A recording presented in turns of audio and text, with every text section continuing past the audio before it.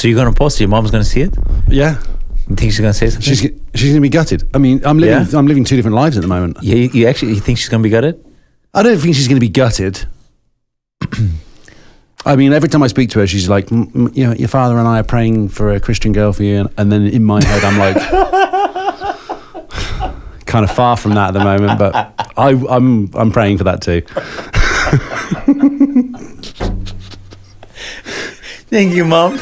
Next day, the post comes up. Next day, the post of the girl with some milk. Found her in church. There's potential there. There's potential. She still believes in God. She does? Yeah. She doesn't want to be forced into believing something. We all have to make our own minds up, don't we? Yeah. I was driving here and I was actually thinking about what we could talk about today. But interestingly, something we've never really gone into, I guess we've never really gone into it, but everybody, we always talk about mind, body, spirit. We are the super spiritual bros. So it's easy maybe to understand what your body consists of and how you can use it. And it's easy-ish, maybe not easy at all to understand what your mind is, but you can have a grasp of what your mind is and how it works and how to use it to your advantage. But what the hell is the spirit? Like, how do you define that? How can you connect with it?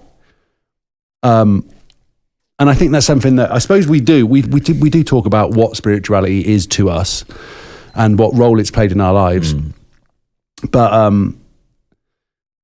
sometimes that part of you gets tested all the time, and the mind is there to try and rationalize or work out. Well, this means that. Then we're drawing conclusions from things or whatever the situations are. But often the spirit is the thing that carries you through, not the mind. Mm-hmm. In fact, I would say most of the time the spirit's what carries you through, especially with hardships, but also with belief in yourself.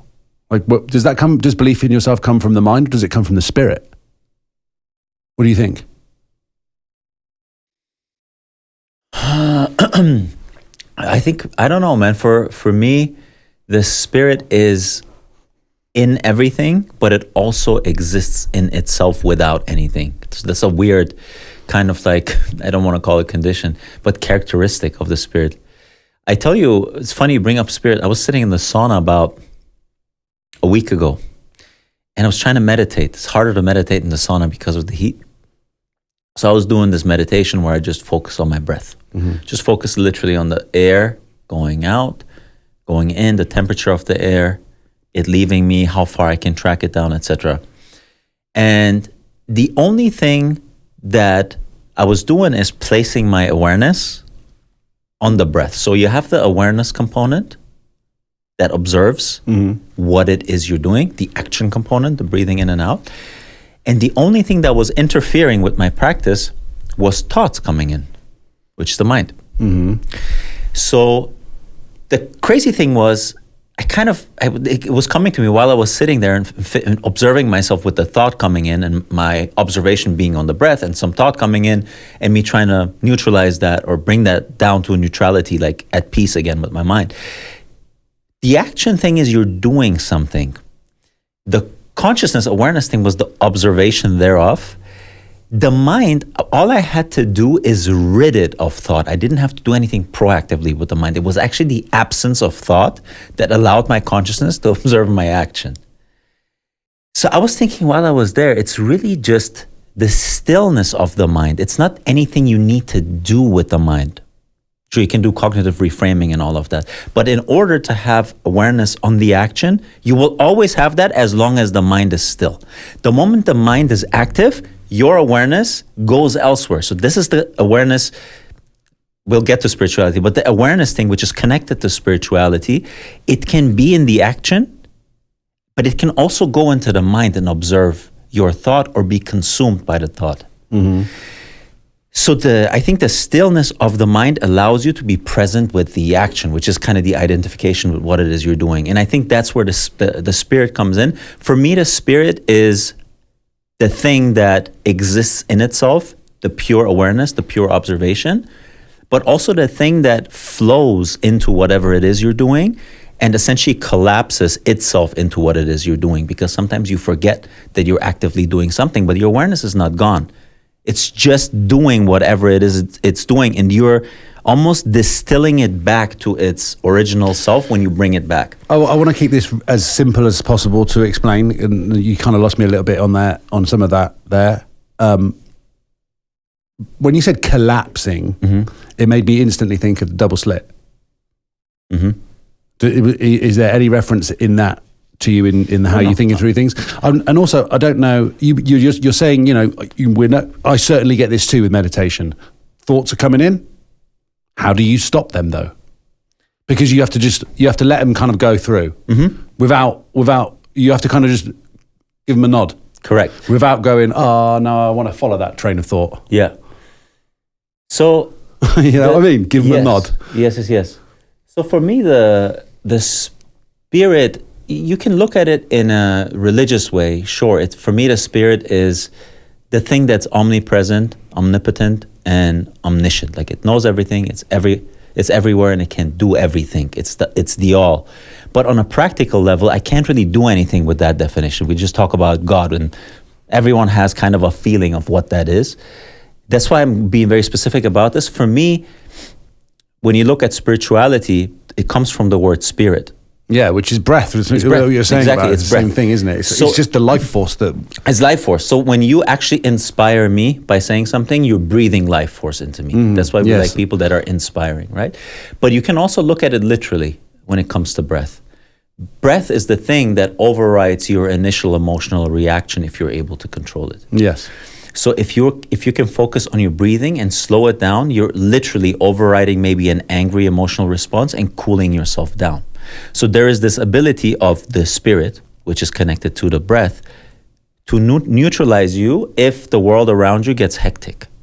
And that's being spiritual. If you look at anyone who is spiritual, they have mastered the part of themselves where they can control themselves independent of how wild life around them is. And for me, I look at it both ways. The spirit is the thing that guides me through hardship just by knowing and by pure faith in this type of conviction that I'm a microcosm of the macrocosm. I'm a little fraction of the divine that gives me a lot of peace. But then at the practical level, it's beautiful because you can also think of it as the thing that allows you to get awareness on whatever it is you're doing. And by doing that, redirecting you to a different reality. And I think it goes both ways. It's a practice that let me put it that way. It's the spirit is, I feel like a relationship that you foster proactively through prayer, through reading, through the Bible, for me, by speaking to you, by knowing that there is a higher self, there is God, there is some life force that is inexplicable, but it's everywhere and it's also in us. And then also for me, it is the application thereof in the day-to-day, because we can get lost in there and not apply the practicality. We know a lot of people that kind of believe in God. They even go to the church. You ask them, they say Christian, Muslim, etc. But then when life hits, it almost seems like that relationship with God goes out of the window, because the real relationship with God, again, the spirituality, is having a grip on yourself. And I think that's where the breath or the life force literally comes into play, because if you can regulate your breathing response, you're overriding your emotional response, which makes you master yourself in that situation, which makes you spiritual, which makes you a religious person, what allows you to find neutrality independent of chaos. So that for me is, when you ask me what spirituality is both. It's the micro and it's the macro as well. It's not one or the other. Sounds a lot like God, doesn't Sounds it? a lot. I think it.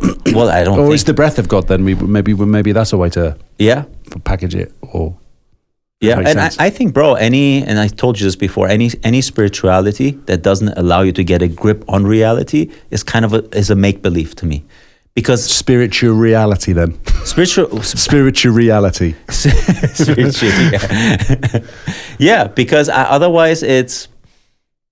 I think a real relationship with God allows you to navigate life in a practical way as well. Do you feel like you can sense when people have got a relationship with their spiritual side? I do. I feel like I can kind of tell from, and I might be biased on this, obviously, but there's certain people that when I'm around them, I just walk away being like, all right. How would you describe those people in those instances where you feel that? Loving, positive, thoughtful. Okay. they're not whinging. they're not moaning about things. You know, when I ask them how they're doing, what's going on, they're like, life's good. Yeah, I'm working through things. And even if something's up in their life, they're not using that as a crutch. They've taken responsibility of something. I love that, because what you're essentially saying is they are not controlled by circumstances of reality. They choose to place their attention on the things that bring them positivity or neutrality. And then they share that. And well, I think someone who is able to do that with their own life, it becomes someone with a full gas tank. He becomes someone who has so much peace and tranquility with their own life that they're able to be in the moment listening to you and give you that sense of peace as well, because they have given that to themselves. It's presence as well then, isn't it? Yes, it's presence as well, but you can't really be present if you don't have that extra capacity of energy. If you're so preoccupied with yourself and with the things that go on around you, it's going to be very difficult, because every time I want to be there for you in that very moment when I speak, I'll have interfering thoughts. Oh, but I have to do this. Oh, damn this. You're going to be very self-conscious when it comes to situations like this. I think the people that you're describing, which I also know, are genuinely spiritual people. And some of those guys don't even define themselves as spiritual people. They just are that's that. What's interesting. Yeah, they just are that way. They just are that. Iman's one of them for me. But he's very Christian. Did you know that? I didn't know that. Oh, he's super religious. I've never spoken to him about that, but I get a sense from just being around him that he's well put together. He's not, his temperament is like a golden retriever or something, you know, he's just lovable, but in a strong, manly way. And you can see it when he's with his kids. And then I looked him up because he's in the group chat and his name is Dr. UNLV. So I looked him up, and then all of his content is him talking about AGP, achieve your greatest potential. And I was like, yo, this dude's banging. Yeah, exactly. And now I like him like tenfold. Yeah, bro. Because he's not only living it, but he's preaching it. Sorry, he's the other way around. He's not just preaching it; he's living it. It's you can sense it when you're around those people. He actually wanted to come on the podcast. We should have a chat with him. We should. And he hasn't. He might have not. I don't think he's shared it with you. But his situation and his the thing he went through is kind of crazy. So the fact that he's the way it is, once you know his story as well, everything makes sense of why he is the way he is. Because he has to be if he wants to stay positive and sane. Exactly. So the people you're describing are the people that when you interact with them, you leave that conversation with an uplift in energy, and most definitely not with a depletion of your own energy. At least you stay neutral. Most of the time you leave with a little bit more joy. I think that's the energy transference, the energy being, again, we've wanted to define that like that energy in motion type of thing. The person that has positive emotion, or at least neutrality, will affect you in that similar way. He doesn't need to pull your energy from you. He's either there and still, or he is able to give that to you. So he filled that cup up. I think those are the people that are actually aligned with the spirit. And you have a lot of religious people that are not spiritual and are not self-aware. And you have a lot of self-aware people that don't call themselves spiritual or religious at all. They just are that way. I think most of the time the people that don't call themselves something are probably that. Like, you don't need to even put a label on it. For sure. Because what is saying that you're spiritual? What is that? What benefit do you get from that? Yeah, it's just a way for you to communicate to other people that you believe in something that's greater than the one thing that you are, right? Yeah, and that you share that with them. I think for me, it's simply, if you ask me, someone asked me again in the song, I get the weirdest questions, whether I am and how I define being spiritual. He was a Muslim. Were you umming at the time? I wasn't even, bro. I was just trying to meditate with the day we're talking. You had your eyes closed, so you probably sensed that. This is, again, something that I learned is be more involved with people. Like, I'm someone who, because I want to meditate, I want to shut myself off from that.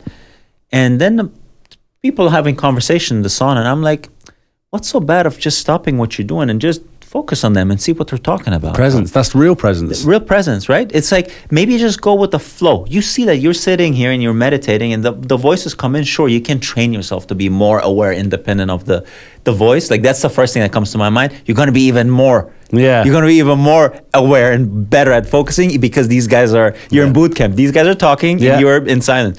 And then part of me is like, bro, just freaking chill out.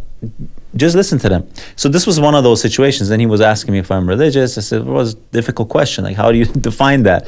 Someone who is religious, do I believe, am I following any religion per se? No, but I read a lot of the Bible. I read some of the Quran, read some of Taoism. So I'm interested in all of that stuff. So I said, I'm a little bit in no man's land because I like things from all of these different areas. And I do believe they all converge to a similar truth, which is your ability to have a grip on your reality via your internal level of control. I think they all kind of boil down to that truth. And so how do I define being spiritual? It's a relationship, I think, with something that allows you to view this three-dimensional realm as the source of your well-being or misery. That to me is a practice of spirituality.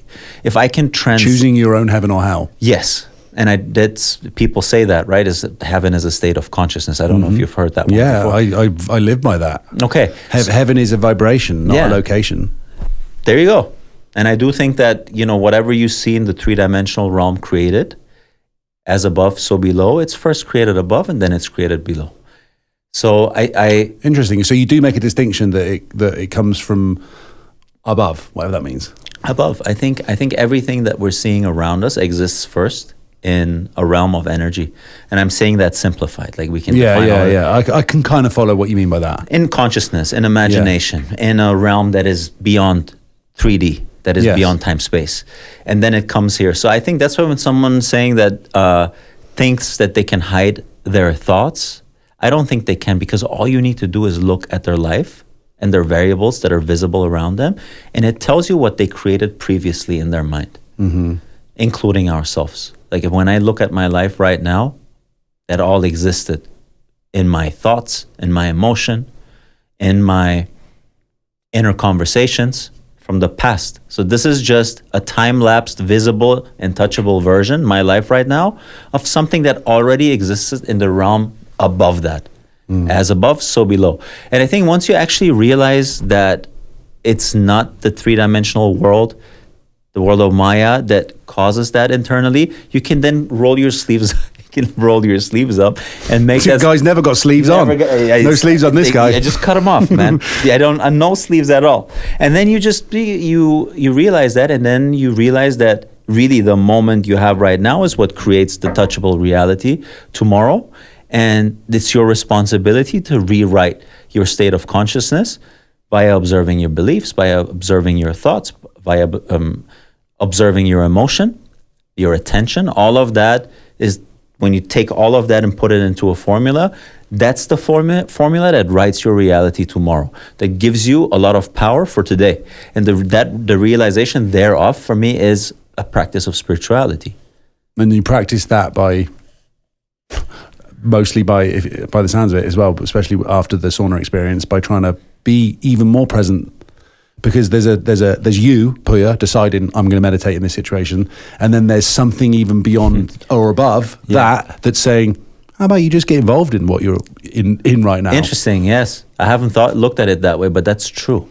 Because the guy who still decides to sit down and become aware, that's still the I. That's the thing that identifies itself as a physical. Yeah, I want to meditate now. Puya, I. Yes. It's the I. Every time there's the I, there's ego. The ego just meaning I. That's the I. And then there is something while you sit there that tells you maybe just redirect. And I can't tell you how that voice sounds like. I can't even tell you if it's my voice. But it's some type of realization. And I think the more aware you become of yourself, the more you're valuing that voice. The less aware I was, or the more I was consumed with, I would say, my typical daily emotions and my swings, the more I was devaluing that voice. It's like, whatever, that's just some voice. Let me go back to reality and try to bend everything so it suits me. So again, it's kind of like, I feel like your relationship with God is a process. And I think leaning into God, it to a certain level is earned through your own reflections and through your own improvement of awareness, through your own improvement of who you are. This is so interesting because a Christian wouldn't say that. In so much as we don't need to earn anything from God, it's given. I was very specific though. I know you said that. Earned through, but I was just talking about the voice, not the relationship with God per se. Because God is even more than that voice.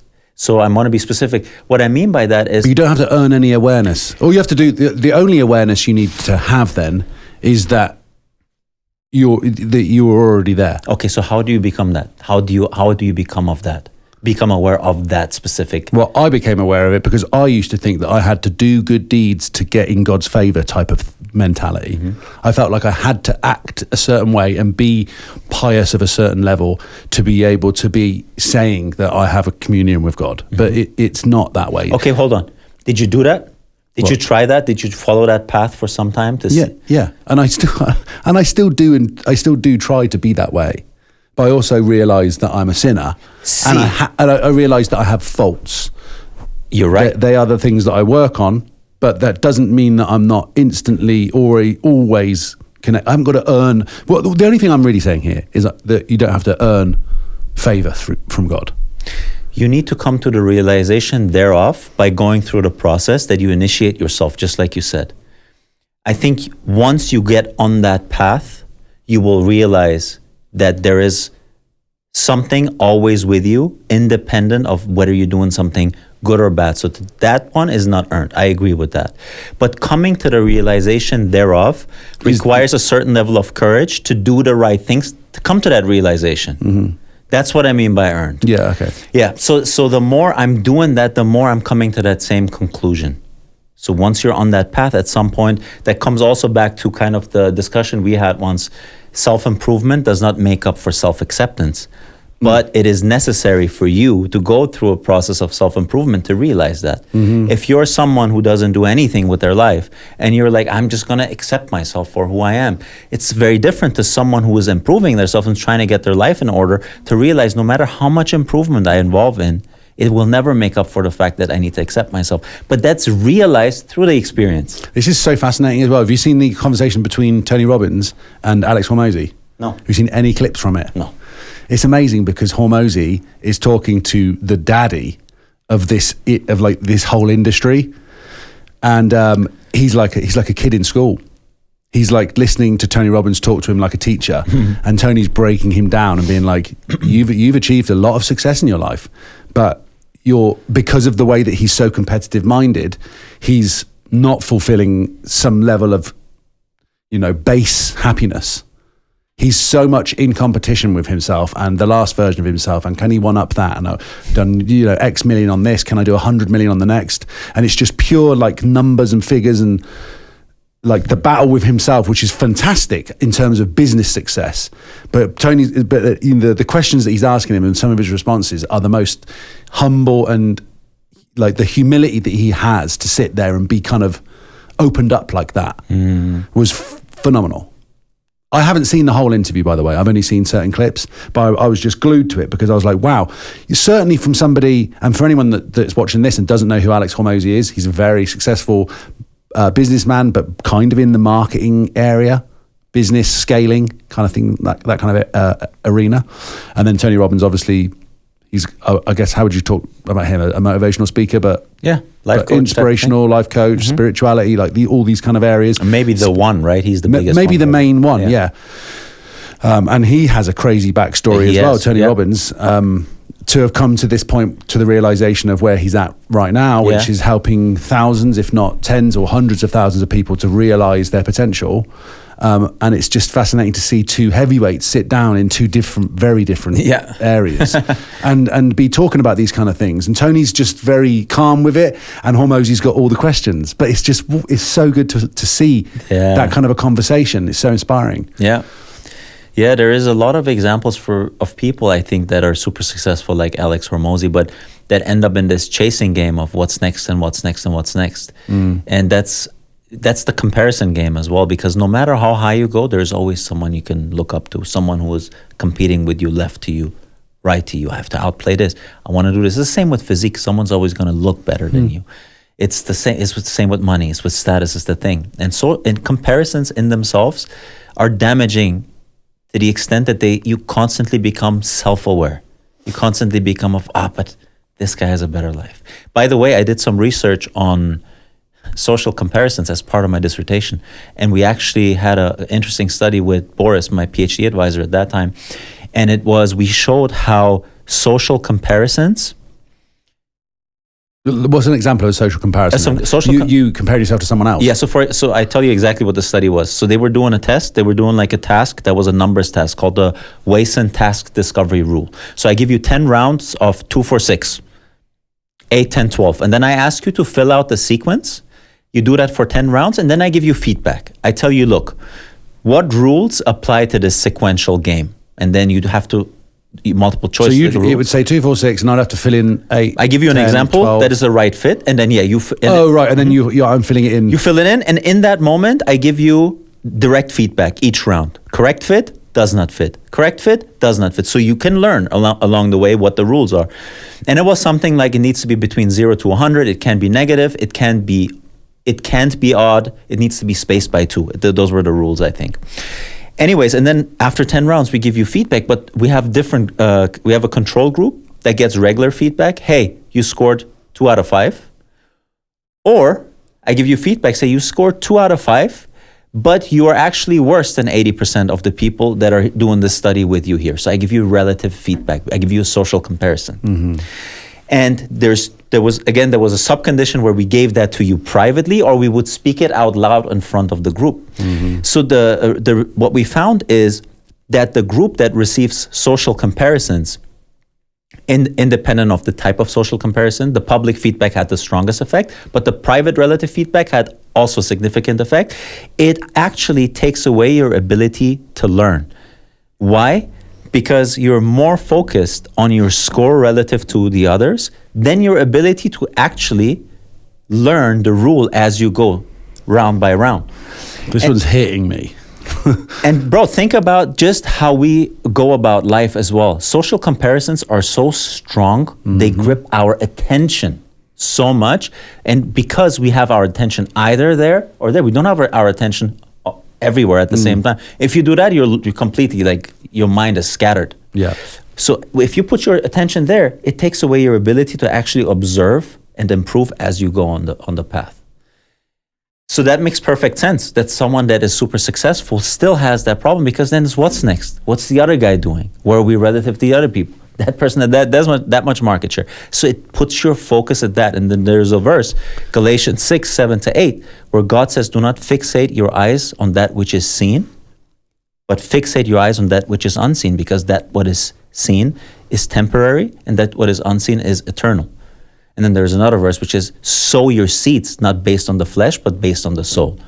The flesh bringing eternal destruction, and the soul bringing eternal life. It's the same thing. It all means the same thing.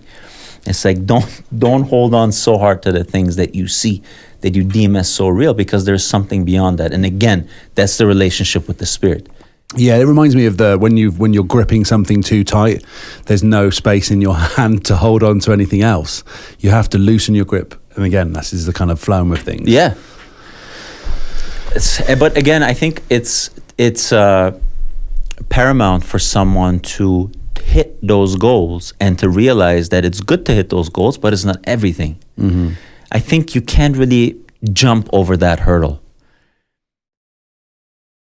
I think you need to go through it, improve as you go, and then realize that there's something beyond that. Otherwise, it could just be a form of self-deception where you're like, I'm not going to follow any of these earthly goals. I'm beyond that. I'm just going to meditate and I'm going to be spiritual, and that's it. I think that's you hiding behind that veil of spirituality, mm-hmm. because you're unable to do any of that, or you're afraid to do any of that. Mm-hmm. That's another kind of like pitfall when it comes to it. So I think it's doing that. It's actually going and being successful in all of these realms, and that realizing that, this only brings you temporary joy, and it brings you, it puts you on a path, but there's something much grander And I think you can have that peace, that tranquility, and that success. I think you can have that both. That's kind of what I love when I see people that have that. It's like, man, that's what I want. Like, what, you know, when we look at that verse, sow your seeds based on the spirit and not on the flesh. What does the flesh want? It wants the car, wants the money, wants the house, wants more, wants better body than this guy, wants the girl, wants all. That's the flesh typically, right? But the soul, what it really wants, the soul, I think, is tranquility, love, belongingness. I would say maybe even you could turn it on yourself. The flesh meaning just what you want, as opposed to what God wants for you. Sure. Yeah. You can make it like that. That kind of makes sense to me. Yeah. Because I think they might. I think the verse may have said the world instead of flesh if it didn't. If it meant things in the world, like, you know, whatever we call that, the illusion of that. Because isn't there's a verse for that as well, isn't there? With look not to what's in the world.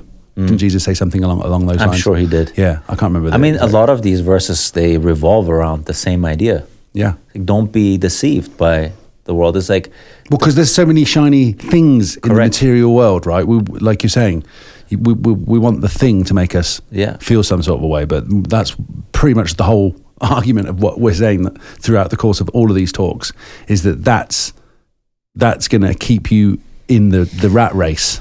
Yes, but we also want to be clear about this, that attaining those things is not inherently a bad thing, and it's something I think. Yes, that's well said. Because we're not bastardizing those things. No, we're doing either. the same thing, bro. We live in Vegas. We live at the beer towers, like freaking on the strip. We're wearing nice clothes.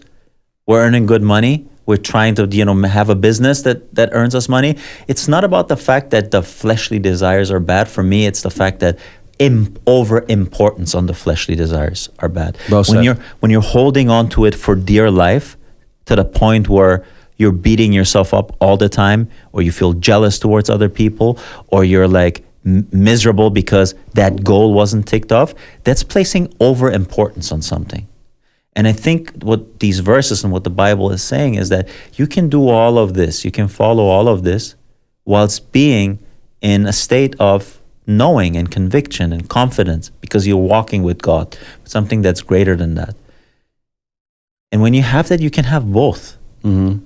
You can have that without this inner turmoil. I think that inner turmoil is the thing that it's the thing that I don't want, independent of what it is that I'm chasing.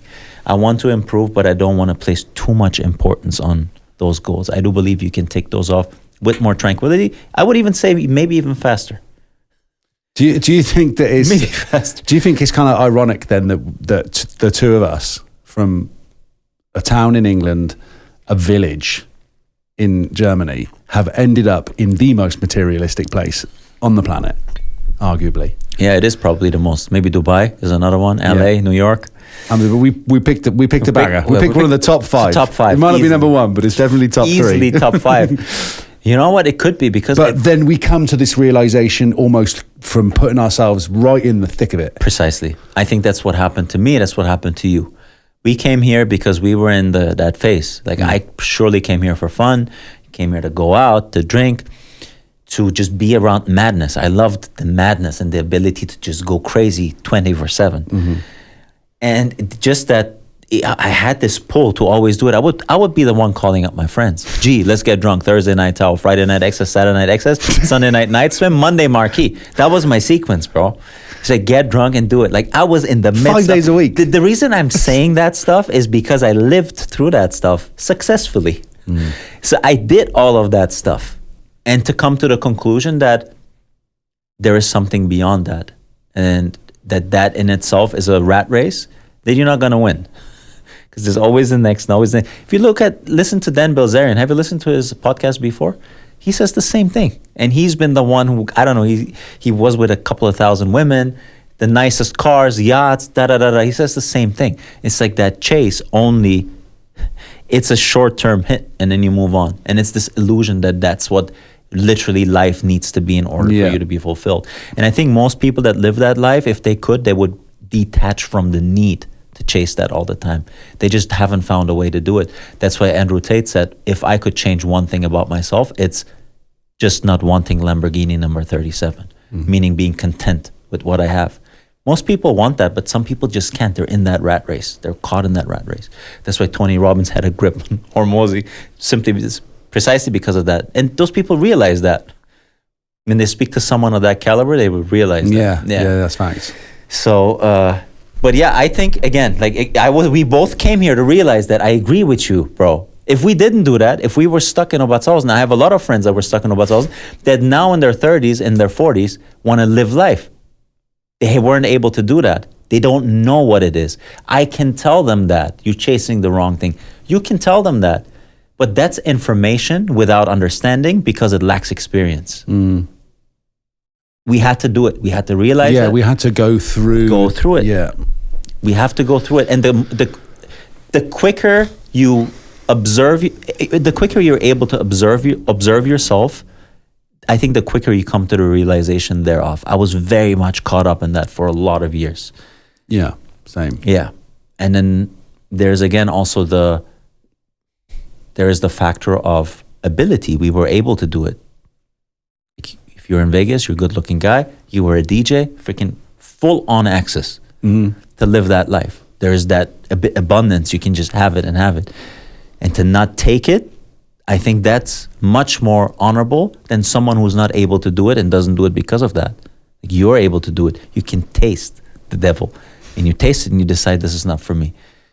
That's the thing. And I think for men specifically, I think when I look at the people that I respect the most, and I'm talking specifically about men, those are the people that built themselves up to a level where they can do all of those things. They can indulge in abundance and in dopamine hits and in girls, and they can buy anything they want, but they choose not to. Who in your life do you admire the most?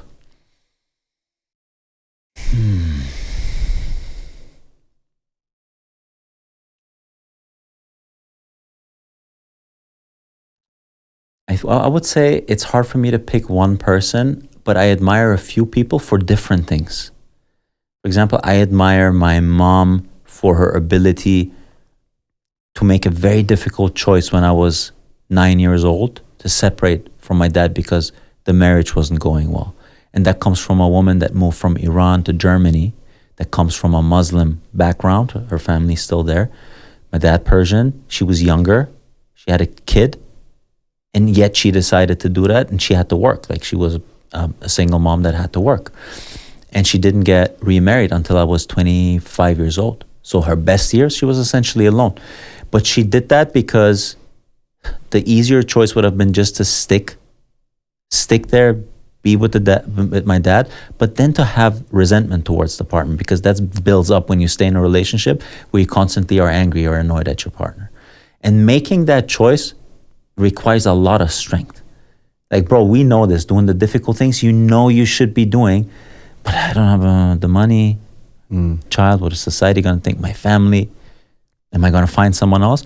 So I admire her a lot for making that decision specifically, because I know it subconsciously imprinted my perspective on doing difficult things that are necessary, because I observed that firsthand by example, by being around my mom doing that. I realized that later on, obviously. I admire a lot of what Alex is doing in terms of her level of love that she has to expend on everyone, bro. I was talking to my mom about this today. It's just, she's like this full cup that just is able to give love to everyone. It's kind of crazy to me. And I always thought I wanted to be with a person whom I'm superior to, because it gave me a certain level of confidence. Most of the time, the girls that I dated, I was more capable. I was earning more money. I was just stronger in my argumentation. I'm verbally good. I was able to convince them. But then I realized I actually want to be with someone that I admire. And there's different things you admire. So that's what I admire in her, because I want to be more like that. By being around her, I learn how she deals with people and how she's able to put her own interests aside sometimes, to put someone else's interests first. So I want to become more like that. So I admire that in her. So it's hard for me to say there's one person, but there's a few people that I admire. I can also put you as an example. Like a lot of the times, what I see with you is you're genuinely trying to help people. You're not just doing this, like this stuff that we're doing, you're not doing this for ego reasons. And I'm saying that because I know you very personally. You're genuinely trying to uplift people. Like when you have someone, I don't know, like Jack, for example, and you're like, I want to bring him on board and I want to, maybe he doesn't have an outlet right now to earn money, but I would love to bring him on the label or do have a project where he can develop himself. You're trying to bring people up with you. That's a very honorable trait. You are not someone that wants to just be successful on their own. You want other people to flourish as well. That's something you're very interested in. Like, how can I help you? Like how you were asking me for after party, like, hey, let's get this into the clubs. Like your initial instinct is help people flourish. And that's also, I come from an environment in Germany where that's not very common. It's like, no, I'm going to focus on myself first. Bro, like it's this thinking of scarcity versus abundance. If you want to really break it down to a spiritual conversation, it's kind of this thinking that if you have, I can have. If I have, then you can have. There's only that slice of the cake. I need to take it before you can take it. But what you're doing is, no, here, I'm giving you cake, and then there's going to be more cake for everyone. It's a different outlook. So that's something I admire. So I think I admire something in most people. That was an amazing response, by the way. I wasn't expecting you to say that. But interestingly, I think the last point you just made is really interesting. Western culture versus Eastern culture, of how independently, typically British people, German, European, and American are very independently focused. It's about the success that they can achieve for themselves. And that's the kind of marker of whether they have achieved it or not. Versus if you're Japanese or Eastern or Chinese or whatever, or Korean or wherever, Eastern philosophy is more for the family or more for the group or more for the team. Mm-hmm. And that's just two different ways of kind of communicating. I've just finished a book on being persuasive. And it's talking about those types of things. Does persuasive language and the types of things to do with human psychology work the same in the West and in the East? And it's slightly different because you have to talk to people in a different way. Yeah. Because we have different goals. Yeah. But I'm a Western person, having traveled through most of my life, trying to do it all for me, and getting to this realization finally where I'm like, oh, it's never meant to be just that. Yes, of course, have your goals and aspirations, and yes, of course, you have got to go out there and crack on and get on with it yourself. I'm not saying you can't do that. I'm just saying that you have to involve other people in the process, and you learn the most from doing that.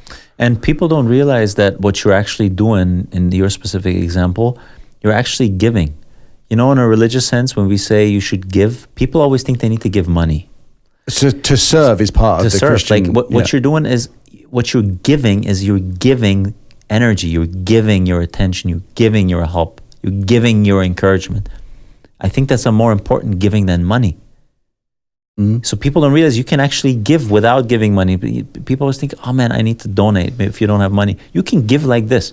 But that's something that I absolutely look up to, because I was absolutely not like that growing up, even not in my 20s. It was like, it's me and I'm going to run right through it. And the way that I grew up was all competition with my friends. Like, who's better looking? Who's the better soccer player? Who gets the most girls? So it was always like eye for an eye. Like, I get this, I'm going to get, you get this, I'll get two of that. Just watch. Like, I grew up like that, that's where I get my competitive instinct from. It pushed me really far. And then I got to the point where I realized you get stuck in that. Kind of like what Hormozi does on his level. I realized that at my own level, that you're chasing this game of always being better. And that takes away also from your ability to lift other people with you. Yeah, because then you're an eternal creature playing a finite game. Yes. And what's the point? What's the point? Yeah. You want to be playing the infinite game, which is just knowing that you come from the source and that you are connected to it and that you can't be untethered from that. And your role is to just be involved with it all. Like, that's the kind of realization you had through the meditation. You're in there, you're fighting with yourself. Now, these annoying guys that are in here, I'm trying to do my thing here. And I get that. I had it even this morning. I'm in the coffee room. I texted someone, and then they reply like, "Oh, you upstairs in the coffee room?" And I'm thinking, I've got two of my books. I've got my journal. I wanted to have that moment to myself. Yeah. And he's messaged back, and I'm like, oh no, that means he's going to come up and he guarantee he wants to chat for 30, 45 minutes. Bro, I know what you're talking about. But I was just like, you know what? I've got to go with it. Yeah. Like it's come through. So this is the way the day's going. I'm either going to be like, no, I'm sorry, I'm leaving, and just go back down to my apartment and sit on my own and do my meditation in quiet. But I'd walked myself up to the coffee room. What traditionally is that place? It's a meeting place. It's a social place where everybody goes to get their drink. Coffee shops are like that, and so is the coffee room. Yes. So I'd already signed up to the fact that I was expecting to bump into somebody, and sure enough, he comes up, we have a great talk, went over a bunch of different things. He helped me think a different way about certain things I'm approaching at the moment. So it worked out for the best. But I had that initial kind of, that's annoying, I don't want to have that now. So it's always lessons in presence. Always lessons in presence for me. It's also this miscalculation of us thinking that this time that we're using to self-improve right now, to chill out and read that book, is a more important step in our development of our desires or our relationship with God than is being in that moment with whoever is in front of you. And for me, it ended up much more in being alone and isolated, which, don't get me wrong, I enjoy that. Like, I love my sometimes 2-hour treadmill monologues, I call it, because I think about things like what we speak about, the stuff that we talk about here, a lot of the stuff I thought about on a treadmill. It just comes up and I type it in my phone. I love those 2 hours. Sometimes someone comes, bro, what's up, da-da-da. I'm like, okay, phone down. What's up, bro? What's up? Yeah. Yeah, so I talk. But the thing is, we used to have those talks in person. Now you're just on a treadmill. I was driving back the other day and I was like, I saw like part of our route and I was like, man, those were the days. Yeah, those were the days, man. Because we're moving. We're together. There's people like we around said, us. there's something about the moving part of it, the walking and talking. For sure. That just, because you're not thinking so much about where you are, like sat down like we are here, but yeah. The conversation just flows so much more naturally on a moving thing, doesn't it? Absolutely. So it makes total sense that you're on a treadmill just blasting out thoughts. Bro, we could actually sometime we should record one on a treadmill. Yeah. You next to me, we go to Lifetime, we'll put a camera there. Let's do it. Yeah, it's an easy one. We can do this, see how the conversation goes. And I think what I noticed is, for example, Alex, her best friend, and her husband, we all went to David Blaine for that. I got the tickets through TNG. And we went out all together, and I realized when I came home, I was like, man, sometimes I miss just being around people and doing that, because I really value my own time so much, bro, because I have my gym, I have my boxing, I have my books. And I'm with Alex, or I'm by myself, or I'm with you, kind of. That's how my life is. I realized that, man, it's nice. We're social creatures. Sometimes it's nice to just be around people. You don't have to do it all the time, but to just go with the flow. Like, the opportunity comes up, let me refocus and redirect. And if no one is there, you go again, do your own thing. But kind of just be observant of how often you shut yourself off from potential, because that guy talking to you is a potential. You might devalue that potential because you overvalue what's in front of you, which is or I overvalue my time should be spent on what I want to do. Correct. No. Hang on a minute. Slow down. Agreed. Yeah. So see, all of that stuff, bro, is earned. That's what I mean by earned. I don't mean that you need to earn God. I mean that level of self-awareness comes as a result of doing all of that and observing while you do. So these nuggets of knowledge that kind of simmer up within you are earned through how you navigate life. Yeah.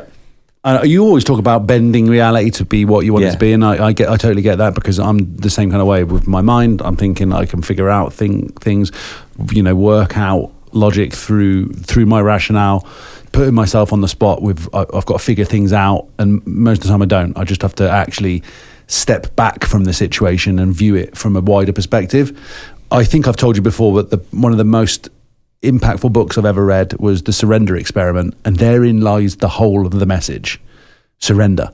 The guy who wrote it, Michael Singer, the whole of the book is him basically realizing that the things that come to him in life are not annoyances or things that are obstacles. They're things for him to engage in. And he literally, throughout the course of the book, tells the story of how he surrendered to the things that happened to him. If someone asked him to do something, even if he didn't want to do it, he went ahead and did it, believing that there was some reason that had come to him. The reason being whatever you want to call it, God for me, God for him too. And although, you don't want to do some of these things, if you let them play out and surrender to the flow of life, he built massive empires, not empires, but he built huge businesses off the back of these things from not trying, from literally just allowing. Yeah. And that's a big one for me, because I think when I read that book, I was in a stage of, again, I'm because I'm a perfectionist and because I'm competitive by nature too, I'm so in challenge with myself all the time that a lot of the time that voice in my head is telling me that I've not done enough, or I've not performed well enough, or there's more to do, which again can be channeled in the right way, but also there has to be this balance to it where I'm able to be like, okay, well then I'll sit still for a while, let what comes to me. Like, this is something that Eman said as well in one of his posts. Can you sit there for 15 minutes? Can you sit there with just your subconscious and let your subconscious work things out for you? Because again, I'm watching things, YouTube video, read this book, and I've got to get all of the information as I possibly can in my head. Most of the time, it's already there, dude. Yeah, it's already there. Everything I'm picking up and looking at and reading is a mirror anyway. The mirror is my mind. You just sit there with yourself for a while, slow down, get on a treadmill and watch all of the things come out of you. Go for a walk, do your breathing exercises, but then things will settle after that. For sure. I think when God favors you with intelligence, the devil also favors you for potential of overvaluing your intelligence. And I think that's because everything you were just talking about is an overemphasis of thinking that you know, of how things need to be. Yeah. And the less you are attached to this idea that you actually know and that your rational calculations are pretty good, the less you actually believe that, the more you're able to surrender. And we always talk about this, you being open to receiving knowledge, being an open vessel. And we spoke about this before, that you need to be humble to be that open vessel, because the moment you tell yourself you already know the story, you're shutting off the path to receiving new knowledge. And that is, again, related to an overemphasis, or you place over-importance on your ability to know everything because you're intelligent. So that's kind of the trick. In some of the religions, the mind is associated with the devil. And I think the overusage of the mind, specifically when you're intelligent, it can put you in that danger of thinking you know everything, that you know better, shutting off other people's opinions, not being willing to navigate in a flexible manner throughout your day because it needs to be like that. And all of that is causing a lot of distress. Yeah, this may be because you were talking about knowledge. Because I'm thinking, all my life I've tried to know as much as I possibly can about all of these different things. But what am I trying to know for? What I really need is understanding more than anything else. And I'm searching for knowledge to get the understanding. A little bit like with overuse of ChatGPT. I'm asking questions in order to get a kind of a piece from it at the end of it, where I'm like, oh, okay, so now I know what I need to do. But that's, again, like, that's not helping me. Like, maybe it is at some very low level, but most of that I need to do myself. I can't be outsourcing that kind of shit. Exactly. And that's why, again, it's a relationship that only you can build. The relationship with God, divine, higher self, whatever you want to call that, with the spirit, it's something that no one can build for you. People can tell you how they got there, and it gives you a certain level of toolbox that you can use, but ultimately it's a realization. And that realization, that understanding, comes from all these little moments that we call little.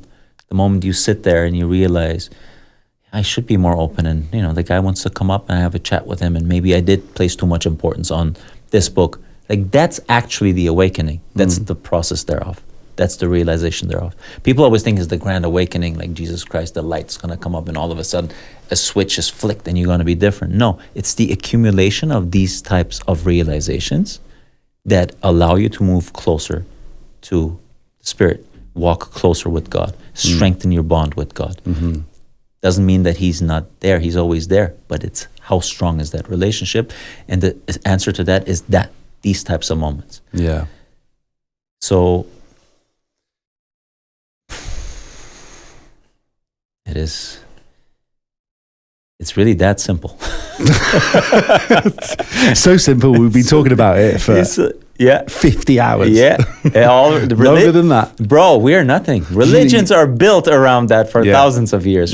For literally that, if you distill it to that basic truth, it's that. But there's a reason that religions are built around that, because we're these weird dual vessels. More than dual, but dual just for sake of interpretation. These physical vessels that also kind of are searching for something beyond this, trying to understand that. This inherent seeker is somehow within us. Yeah, which is that's the bit that you never, that's the one piece of the puzzle that you don't get to kind of figure out until you leave this. Then that last piece goes in, and that's got to be the biggest aha moment of all time. When time stops, when you take that last breath. I wasn't planning on talking about that today, but having experienced a rush of DMT before from nefarious means, I've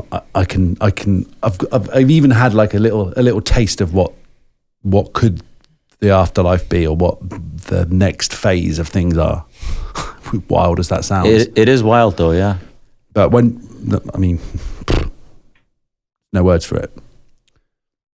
But it definitely brought me closer to being in regular communication with whatever the higher power is. And it's making me a better person. So it's a win-win for that. I encourage anyone to try that. Not DMT, just to get that clear, but finding that connection, unearthing it, realizing that it's already there. I think for me, a big realization was psilocybin. There's people that get that realization, I guess, through meditation. I think you have to meditate for a very long time to realize that. But a lot of people are still living that life even without ever having that type of realization, either through psychedelics or meditation. Kind of just come to the conclusion of, I guess, through experience and observation, that there is something beyond that. But for me, definitely my psychedelic trip was kind of the gateway to studying that type of stuff and becoming more interested in it. And also it gives you this knowing that there's something beyond that. That knowing, that experience we talk about, doesn't matter how many words you use and how good you articulate that. That knowing comes through that experience you have in that trip. That's beyond your five senses. That's beyond words. That's just much grander than that. And when you feel that, you come out of it, it's like you just carry that somehow with you, bro. It's like hard to shake that off. It's like a door that's been opened, you can't really close anymore. Yeah. That's how it felt. That's why Aldous Huxley called his book The Doors of Perception. And this guy, he took a few substances. That reminds me, I was listening to some podcast again, and you know Neem Karoli Baba? No, that's a banging name. I wonder what his signature's like. No,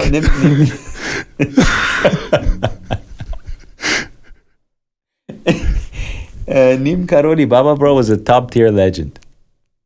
I think he lived somewhere in India. He was like a guru type of guy. And it was very hard to get to him. And one of these... hard literally, because he's like up the top of a mountain. Where is he today? You know where he is. There. He's right up there. Just take a left 20,000 steps up. Make a U-turn and make a right there, yeah.